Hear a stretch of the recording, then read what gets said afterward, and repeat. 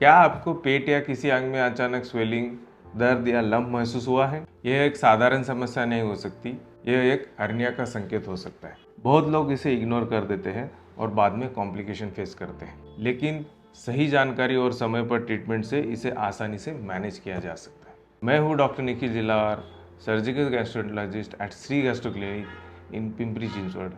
आज हम जानेंगे हर्निया क्या होता है, इसके कारण क्या है, लक्षण क्या होते हैं और इलाज कैसे करें। तो हर्निया होता क्या है? हर्निया बोले तो सूजन। हमारे शरीर में बहुत सारे अंग होते हैं जिसको हम ऑर्गन बोलते हैं, उसकी जगह एक फिक्स रहती है।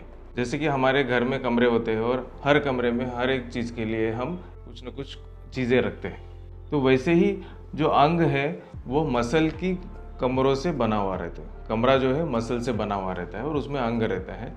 अगर उसमें कुछ वीकनेस आ गया मसल में, या फिर खड्डा गिर गया है, या फिर कुछ टीयर आ गया उसमें, तो उसमें से जो भी ऑर्गन है वो बाहर आने लगता है और उसको हम हर्निया कहते हैं।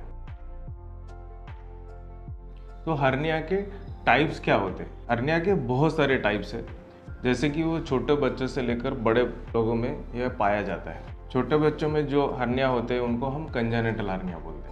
बड़े लोगों में भी कंजेनिटल हर्निया हो सकता है, जैसे कि वो उसको बचपन से हर्निया है लेकिन वो बड़े होने तक निगलेक्टेड है, तो उसको भी कंजेनिटल हर्निया हम बोलते हैं। और ज़्यादातर जैसे जैसे लोगों की उम्र बढ़ती है तो मसल में जैसे वीकनेस हो गया तो वहाँ से हर्निया हो सकता है। तो ये हर्निया कहाँ कहाँ हो सकता है? जैसे कि जांघों में जो हर्निया होने वाला है उसको हम इंगुइनल हर्निया बोलते हैं। जांघों के नीचे जो हर्निया होता है उसको हम फीमोरल हर्निया बोलते हैं। नाभि में जो हर्निया हो रहा है उसको हम अम्बिलिकल हर्निया या सुप्रा अम्बिलिकल हर्निया बोलते हैं। कभी कभी क्या होता है कि पेशेंट का कभी सर्जरी हुआ है, उसमें इन्फेक्शन हो गया, तो वो सर्जरी का जो स्कार रहता है वहाँ से जो हर्निया होता है उसको हम इंसिजनल हर्निया बोलते हैं। कभी कभी जो हर्निया जो दिखते भी नहीं है लेकिन शरीर के अंदर है उनको हम इंटरनल हर्निया बोलते हैं। तो ये हर्निया के टाइप्स हैं। तो हर्निया के कारण क्या क्या है, मीन्स उसके रिस्क फैक्टर्स क्या है? उसके लिए बहुत सारे रिस्क फैक्टर्स हैं, जैसे कि वन ऑफ द रीज़न है कॉन्स्टिपेशन। अगर मरीज को बार बार लैट्रिन जाना पड़ता है या लैट्रिन में ज़ोर लगाना पड़ता है तो उसके कारण मसल में वीकनेस आके हर्निया हो सकता है। दूसरा प्रोस्टेटोमेगाली है। प्रोस्टेटोमेगाली मीन्स प्रोस्टेट एक ग्लैंड है जो हमारी यूरिन जो ब्लैडर में जमा होती है उसको हम यूरिनरी ब्लैडर बोलते हैं, उसके आगे एक ग्लैंड रहती है उसको हम प्रोस्टेट बोलते हैं। अगर वो प्रोस्टेट का साइज बढ़ जाता है तो पेशाब करते समय मरीज को जोर लगाना पड़ता है। अगर वो बार बार उसको जोर लगाना पड़े तो भी मसल वीकनेस होकर पेशेंट को हर्निया होता है। तीसरा क्रोनिक कफ है। जैसे कि कुछ पेशेंट्स को अस्थमा रहता है या कुछ एलर्जिक कंडीशन रहता है, उसमें क्या होता है कि पेशेंट्स को बहुत दिनों से क्रोनिक कफ रहता है, तो उसमें क्या होता है कि जैसे कि कंटिन्यूस खास के अब्डोमेन का प्रेशर बढ़ता है और उसमें से उसके कारण उनको हर्निया हो सकता है। चौथा ओबेसिटी है।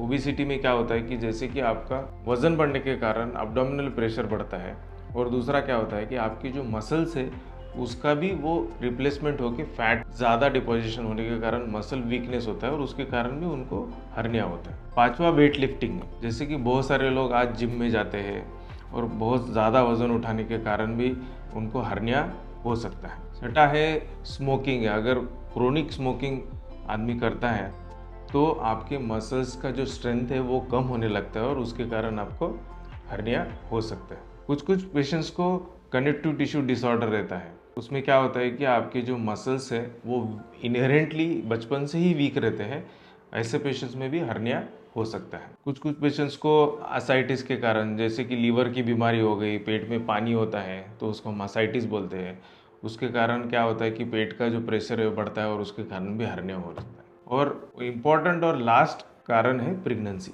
प्रेगनेंसी में क्या होता है कि जैसे कि आपका बच्चा होने के कारण पेट का जो साइज़ है, उसके जो मसल्स है वो रिलैक्स होते हैं, और रिलैक्स होने के कारण क्या होता है कि ऑलरेडी जहाँ पे छोटा मोटा वीकनेस है वो वीकनेस बढ़ के पेशेंट्स को हर्निया होने का रिस्क रहता है। तो ये सारे रीजन है जिससे हर्निया हो सकता है। हर्निया के सिम्टम्स क्या होते हैं? मरीज को जहाँ पे सूजन है वहाँ पे दर्द होने लगता है। जो सूजन है वो कभी कभी कम रहती है, कभी कभी ज़्यादा रहती है। इनिशियल स्टेज में क्या होता है, शुरुआती स्टेज में जो स्वेलिंग है वो रिड्यूस हो जाती है। मीन्स जैसे ही पेशेंट खड़ा होता है तो वो बाहर आने लगती है और सोता है तो अंदर चली जाती है। पर वो बहुत दिनों तक तकलीफ वैसे ही रही, मीन्स कम ज़्यादा स्वेलिंग होते रहा तो एक दिन वो इरिड्यूसिबल स्वेलिंग भी हो सकता है। मीन्स इरिड्यूसिबल मीन्स क्या होता है कि पेशेंट्स का सोने के बाद भी वो स्वेलिंग अंदर नहीं जाती। तो उसके कारण क्या हो सकता है, जो स्वेलिंग है उसका अंदर का जो अंग है उसका ब्लड सप्लाई अगर कम हो गया तो हम उसको स्ट्रैंगुलेशन बोलते हैं। तो वो अंदर जो चीज़ गई है, जो अंदर जो आपका ऑर्गन गया है वो काली गिर सकती है। उसके कारण पेशेंट्स को क्या हो सकता है, अगर उसमें आतड़ी फंस गई है और वो काली गिर गई तो वो फट सकती है। उससे क्या होता है कि पेशेंट को पेट फूलने लगता है, पेशेंट को उल्टी होने लगती है और पेशेंट की परिस्थिति बिगड़ सकती है और उसको इमरजेंसी में हॉस्पिटलाइज भी करना पड़ सकता है। तो ये सब सिम्टम्स हर्निया में हमें दिखाई पड़ते हैं। हर्निया का डायग्नोसिस कैसे करते हैं? क्लिनिकल एग्जामिनेशन को पेशेंट को हम जैसे कि खांसने को बोलते हैं तो स्वेलिंग बढ़ जाती है, उसको हम कफ इम्पल्स पॉजिटिव बोलते हैं। दूसरा, कंफर्मेशन के लिए हम सोनोग्राफी करते हैं। तो सोनोग्राफी में हमें पता चलता है कि डिफेक्ट कितना साइज़ का है, उसके कंटेंट क्या है, जैसे कि सिर्फ फैट है या कोई शरीर का अंग है या कोई इंटेस्टाइन है, यह हमें पता चलता है। और किसी किसी पेशेंट्स को हम पेट का सीटी स्कैन भी करना पड़ सकता है। जैसे कि बड़े हर्निया है जिनको कॉम्प्लेक्स सर्जरी लगने वाली है तो उस पेशेंट्स को हमें सीटी स्कैन भी करना पड़ सकता है। तो हर्निया का ट्रीटमेंट क्या होता है? बहुत सारे मरीज मेरे पास आते हैं कि उनका कहना रहता है कि हर्निया है, हमें दवाइयों से ठीक कर दो। पर मैं उनको वही बोलता हूँ कि जैसे कि एक कंप्यूटर है, उसमें एक सॉफ्टवेयर रहता है, एक हार्डवेयर रहता है। कुछ बीमारी सॉफ्टवेयर जैसी रहती है और कुछ बीमारी हार्डवेयर जैसी रहती है। जैसे कि कुछ बुखार आ गया तो हम उसको सॉफ्टवेयर कहते हैं, जैसे कि कुछ दवाई दे दिया तो सॉफ्टवेयर को अपने अपडेट कर दिया, वो ठीक हो जाता है। हार्डवेयर में क्या है कि जैसे अगर हार्डवेयर ख़राब होगा तो आपको उसको चेंज करना पड़ता है, रिपेयर करना पड़ता है। वैसे ही हर्निया में उसको हार्डवेयर जैसे ही उसको रिपेयर करना पड़ता है, वो सिर्फ दवाइयों से ठीक नहीं होगा।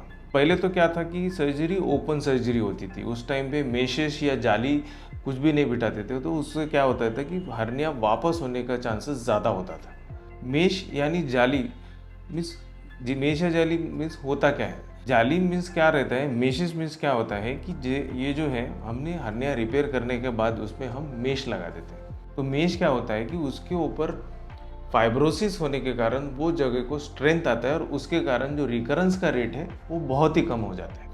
तो मेश हम ओपन तरीके से भी डाल सकते हैं या फिर मिनिमल इन्वेजिव सर्जरी से भी डाल सकते हैं, जैसे कि लैप्रोस्कोपिक सर्जरी हुआ है या रोबोटिक सर्जरी हुआ है, ये दोनों तरीके से हम डाल सकते हैं। मिनिमल इन्वेजिव टेक्निक का क्या एडवांटेज है कि हम बड़े मेशेस डाल सकते हैं। तो बड़े मेश डालने के कारण क्या होता है कि जो हर्निया है वो रिकरेंस रेट काफ़ी कम हो जाता है। दूसरा क्या है कि आजकल की जो मेशेस है बहुत ही लाइट वेट मेशेस है, पतली मेशेस है, तो वो बॉडी में इंटीग्रेट बहुत जल्दी हो जाती है। उसके कारण क्या होता है कि स्ट्रेंथ जल्दी आ जाता है और पेशेंट्स का रिकवरी फास्ट होता है, हर्निया का रिस्क फ्यूचर का बहुत कम हो जाता है। तो इस तरह से हर्निया का हम ट्रीटमेंट करते हैं।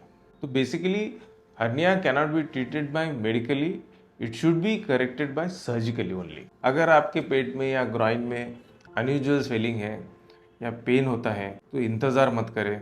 हर्निया एक कॉमन प्रॉब्लम है और एक सीरियस कंडीशन हो सकती है।